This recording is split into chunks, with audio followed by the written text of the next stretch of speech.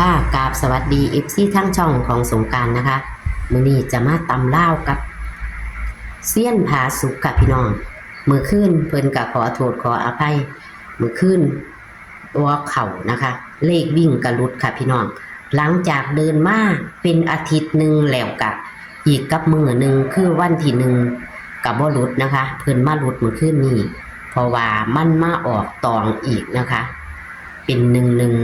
เป็น3211แม่นบ่ค่ะ3211เนาะเมื่อคืนนี้เนาะเลขออกเนาะค่ะเอามื้อนี้นะคะแต่ว่าคันว่าหลุดกับคันผู้ใดไปตัดซื้อ977ของเพิ่นก็ตัดซื้อเป็น11ก็จะเข้าที่11นะคะเพราะว่า7กับ1ก็เป็นตัวเดียวกันนะคะพี่น้องหันผู้ใดแนมผู้ใดหูจักรักนะคะพี่น้องนี่ก็คือเพิ่นให้977ออก11นะคะพี่น้องเอาแต่เพิ่นกับมันก็หลุดละเนาะค่ะพี่น้องเนาะขันคำว่าหลุดก็หลุดแต่ขันผู้ใดไปพลิกแพงได้ก็สิได้11นะคะ77เป็น11นะคะเอามื้อนี้นะคะตำราวันที่3มิถุนายน69จะเป็นตัวใดเฮาไปรับชมรับฟังกันได้เลยค่ะสวัสดีครับแม่สงกรานต์ครับค่ะสวัสดีค่ะกำลังว่า10โทรไปพอดีเลยมันนั่นกับว่าเดี๋ยวของวันที่3นี่นะให้วันที่2ก็บ่เห็นว่าไงเนาะแอดเนาะค่ะมันก็มาตองเนาะค่ะแต่ว่าก็เบิ่งแล้วแต่ละเซียนก็ผมเบิ่งทั้ง2คนก็รู้เบิดคือกันจับได้คือกันเบิดวิ่งเก็บวิ่งนี่วิ่งโยกนึงผมก็บ่เห็นว่าไงเอาไม้เนาะแอดเนาะค่ะมันก็เดินยาวมาโดนอยู่ดอกเดินยาวมาเป็นอาทิตย์กว่าๆอยู่ค่ะมันหลุดอาทิตย์มันก็จังได๋ไปออก11เนาะตอง7788แล้วหุ้นมันไปคิวทั้งของฝันแอดผมเบิ่งแล้วนั่นของก็ไปคิวทั้งหุ้นแล้วจ้านำเบิ่งอยู่ได้เห็นคลิปแอดอยู่จังหวะจังได๋จังไปจังซั่นก็ถือว่าใช้ได้แล้วแต่ว่าเลขผมเนี่ยว่ารุดคักแล้วล่ะเอาไม้น้อยเนาะจ้าของวันที่3นี่ล่ะของวันพุธอาทิตย์ที่แล้วมันก็เลขวิ่งเขาก็รู้จักเดียวกันมานี่แบบของน้องหมดเสียวันจันทร์แล้วมาวันอังคารมันรุดบ่เห็นหมดไงผู้ใดก็ว่าคือกันหมดล่ะค่ะมูกลงไปต่ำเลยนะเลขมันขึ้นสูงแล้วลงต่ำทันทีโน่นเนาะแอดเนาะครับเดี๋ยวนี้ก็สิเอาเป็นวิ่ง2ตัวหรือเปล่าแอดเด้อค่ะผมสิวิ่ง9กับ0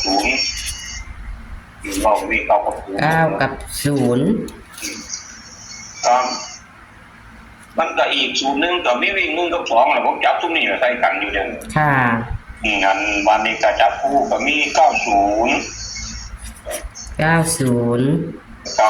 ล้วก็01 98แล้วก็45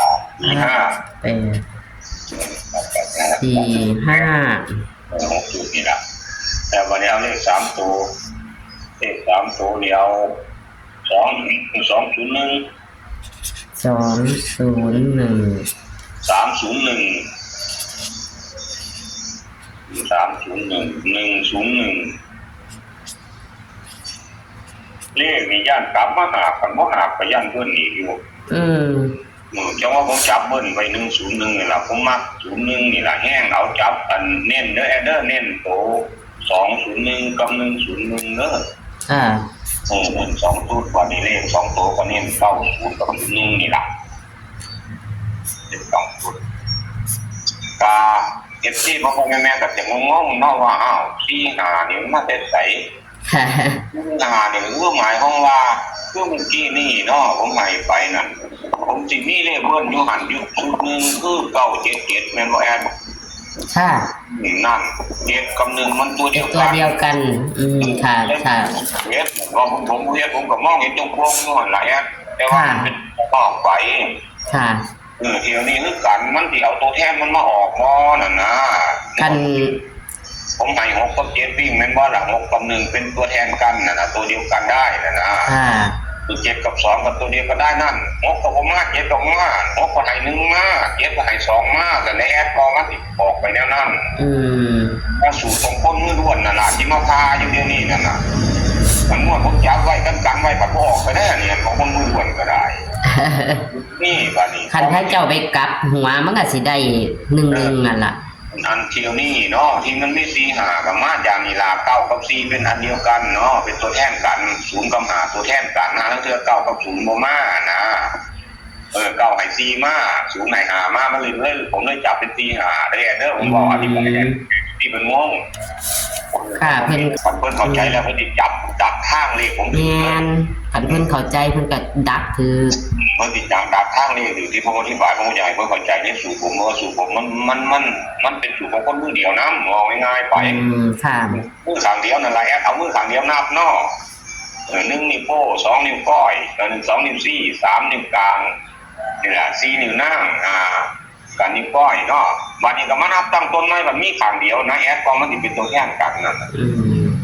สามนับ6ไม้ที่บ่เลขนิ้วนี้น่ะนะมันก็เลยเป็น1กับ6อันเดียวกันนั่นน่ะมันเป็นนับ7ปัดตรงกับเลข2น่ะนะแอดมันก็เลยเอาเลขอื่นมาเป็นสูตรของมือเดียวมันนับมือข้างเดียวนั่นมันเอามาออกแทนกันเลยทั้งๆที่ผมก็เฮ็ดไว้อยู่ถ้าสมมุติว่ามันให้ตัวแทนมามันสิเป็นแนวนี้แต่มันก็บ่สามารถเอาออกให้ FC บ่ได้แล้วมันก็สิหลายไปแล้วแอดค่ะมันสิคือเฮาวางกานี่นะมันก็เลยอยากอธิบายเพิ่นเข้าใจแน่ว่าโอ้เรื่องเพิ่นนี่มาแนวนี้สมมุติว่าคนให้วิ่งที่เอาดักภาพไว้แนวนี้เพิ่นสิถึงโป๊ะเราได้แค่ค่ะ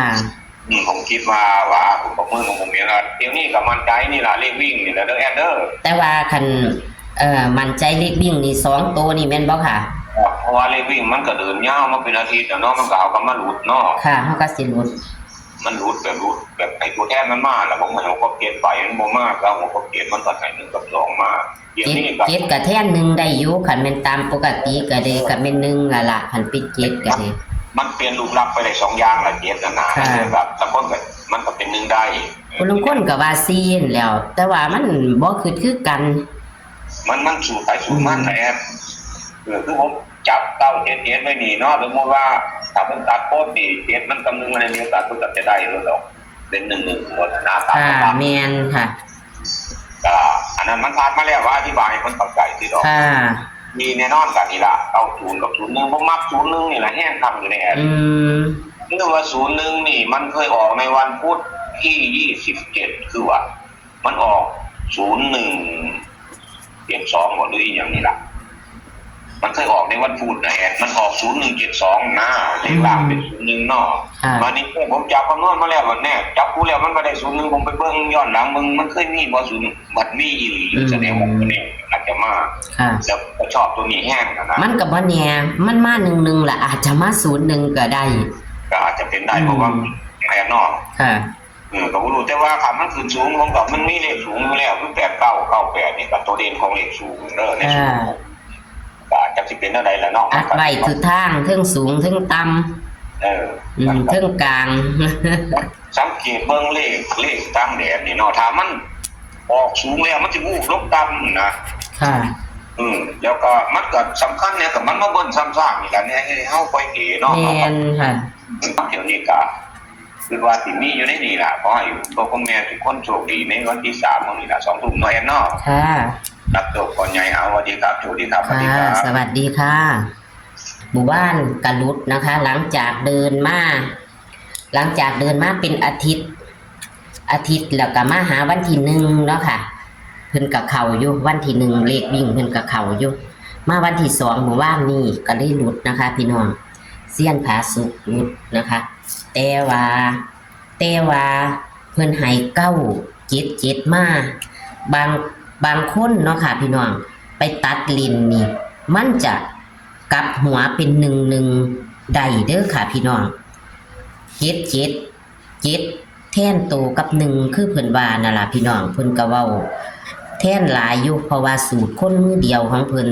แต่ว่าตามปกติแล้ว77นี่มันเป็น11ได้อีหลีค่ะพี่น้อง อันพี่น้องไปจับทิศจับทาง